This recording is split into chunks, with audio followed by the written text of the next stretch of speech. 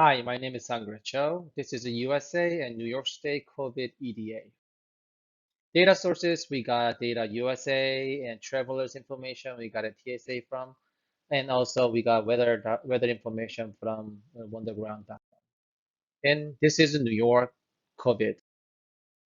And we actually decided to go by daily cases. So this is the daily cases realization looks like very wandering around it. And also take a look at the ACFs, also wondering and slightly show maybe have some cyclic behavior. Let's take a look at the Parson window that confirms that there's a cyclic behavior. So we confirm that this is a non-stationary model. So we go by. So when we do analysis, we difference this model. So first time we did was 1 minus b factor, but it still show us a cyclic behavior. So we did a 1 minus b seventh factor out.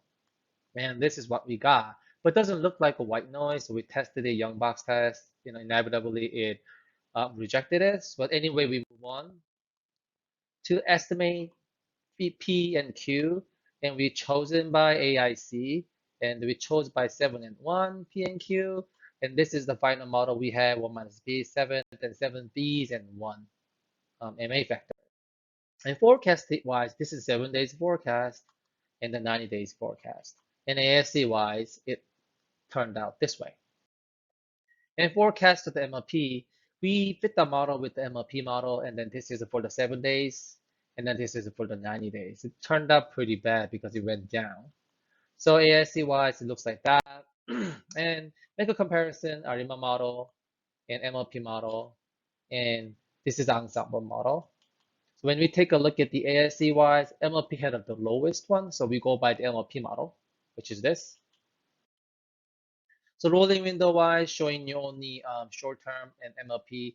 It turned out that their histograms, the most of them in we calculate the ASC actually stands in the lower level, so we pretty much satisfied it, and we actually did it 30 times the window, and an average ASC is like this. And final model is MLP model, short-term forecast, long-term forecast. And moving on to the USA national data, also this is a daily positive cases. So very wandering around it and kind of had a moving uptrend, and the ACF um, confirms that they might have a cyclic behavior and also one mass speed factor because it's very slowly damping, and also has a spectral density confirms that they might have some cyclic behavior. So we go by the non-stationary model, and then we differencing too. So this is one minus B factor. We differencing out, but still had some cyclic behavior. It turned out the 7. So we take the 1 minus B7 factor out, but still doesn't look like white noise. But we still go by it. But this is a young box test. It actually rejected it. But we chose by AIC model. So P and Q, we chose 4 and 2. And this is the final model, has a 1 minus B 7 factor, and there's a 4 P's and 2 data.